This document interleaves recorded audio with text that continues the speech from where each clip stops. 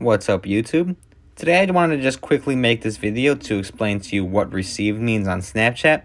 Now you might notice under your Snapchat message that this says that sometimes. As you're going to see right now, I just circled it.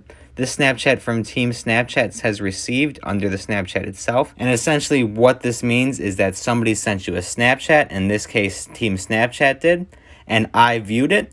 So that's what's going to come up once you view it. It's received, you viewed it, you didn't send anything back. And you might see this in two different variations. This is the purple outline. You also might see a blue outline or a red outline. For the purple, that means it's a video you received. If it's red, that means that it's a photo you received. And then it's a blue, that means that it's a message itself that you received.